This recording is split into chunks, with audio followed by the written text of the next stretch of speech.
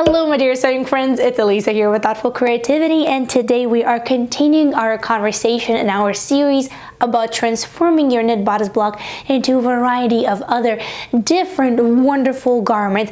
And my true hope for this series is to open that door for creativity for you, to truly show you that it's really great to have pattern blocks, whether it's for a knit top, a woven top with darts, maybe that's a pattern block for pants or a skirt. It's truly great to have that starting point and work from there because half of the work is already done. So if you haven't seen the welcome episode of this series, go ahead and take a look.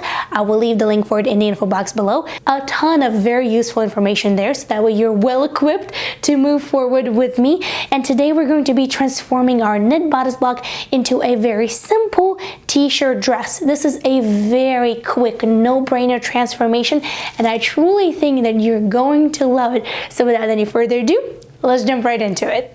Now first, let's go ahead and grab either back or front pattern piece for your knit bodice block. It doesn't really matter which one you grab because we're going to be working with the bottom half of the bodice block, so it doesn't really matter. So I'm going to be working with my back pattern piece just because that's what I'm used to, and let's go ahead and copy that onto a new piece of paper.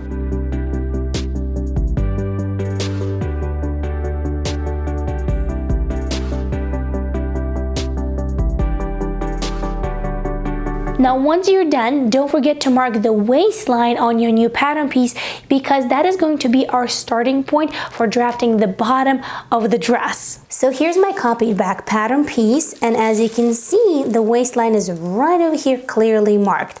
Now everything else that went below the waistline is copied in pencil, and everything that we're going to be building right now I will do in red, so that way you can clearly see the difference between what we had and what we're going to have in the end. So we marked our waist on the pattern, so now let's go ahead and mark our waist on our actual bodies. Here I have two different colors of measuring tapes, and I'm going to use one of them to mark my waist.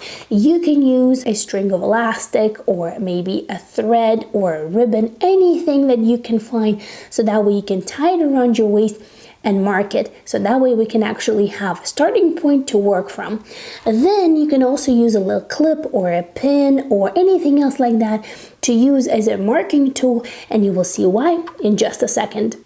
So go ahead and grab whatever you have and now tie it around your waist. There we go. Now the next step is for us to take the measuring tape and determine two things. Number one, with the length of the actual garment, so how long you want your dress to be from your waist down. And another thing is we need to determine the position of our hips. For pants, I usually do that on the side seam. For this particular drafting, I like to do that at the center front. So go ahead, take your measuring tape, place it at your waist, and drop it as low as you would like it to be. Then take your marking tool, in this case I'm using a little bobby pin right over here, and go ahead and place it where you have your hips, your widest part of the hip. So go ahead and place it there, so that way you know where exactly that is. You can then double check. There we go. All right, now that we have this measurement and our marking tool placed on where we have our hips, let's go ahead and place that on our pattern. Here's my measuring tape with the marker. Now what we're going to do is we're going to place it at the center back or center front, and we're going to mark two things. Number one, the distance from waist to your hips, and you're going to do that with a straight line. Again, we're marking this at the center front or center back, depending on which piece did you copy, the front or the back. So there we go, and go ahead and mark it, so that way we know that these are your hips. And then from hips down, you mark the total length of the garment. So however long you want your garment to be, or the remainder of the length of the garment, go ahead and mark it from this point all the way down. Now at this mark right over here where we have our hips, we need to mark 1/4 of our hip circumference. Now let's go ahead and measure that. Now to do that, go ahead and take your measuring tape, place it around the fullest part of your hips so that the measuring tape is parallel to the floor, and measure the full circumference of your hips.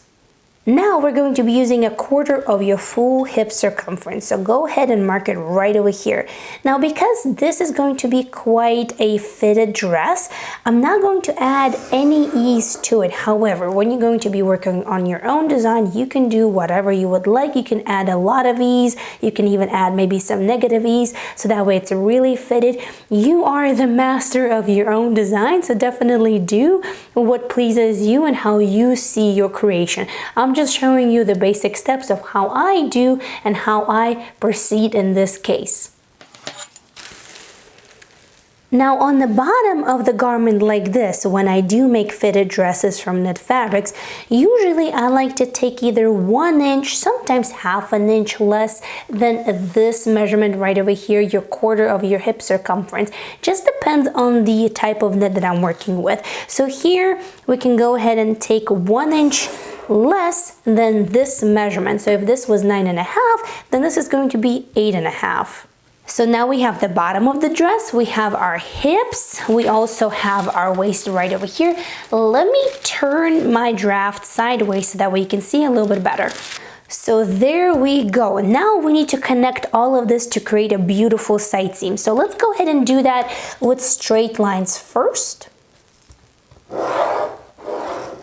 And of course, as you already know, we cannot leave it like that because otherwise it will not give us a beautiful garment. So what we need to do is we need to curve it in and create a beautiful side seam.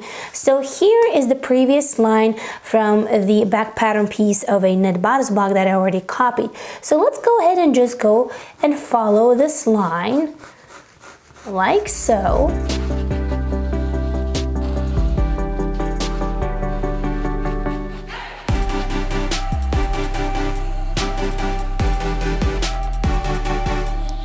And that's it, our side seam is created. Again, here at the waist, you can add more ease, you can decrease. Here at the hemline, you can do the same. You can even play around with the measurement of the hips, just depending on what fit you're going for and what type of knit you're working for and how much elasticity and stretch it has. Now you just have to copy whatever we made for the bottom part for the back pattern piece onto the front pattern piece, and that's it. Your pattern is done. Now don't forget to place appropriate markings on your patterns.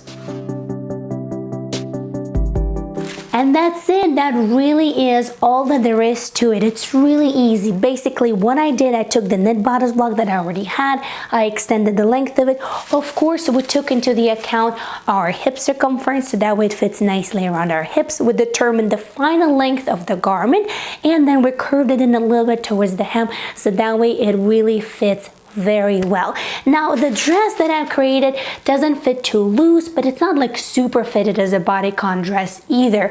So I would say it's, you know, it's a nice fitted design, but not overly fitted. If you would like to have something that's a little bit more loose or oversized, you can follow the other knit bodice block transformation tutorial when we made it into a sweater. And from there you can make it a little bit looser, so that way instead of having a curve from bust line to waist and then from waist curving over the hips, you would actually have something more of a straight line. So that is a really easy transformation.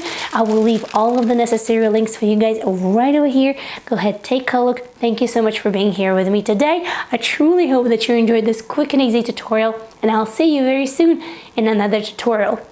Happy thoughtful sewing. Bye!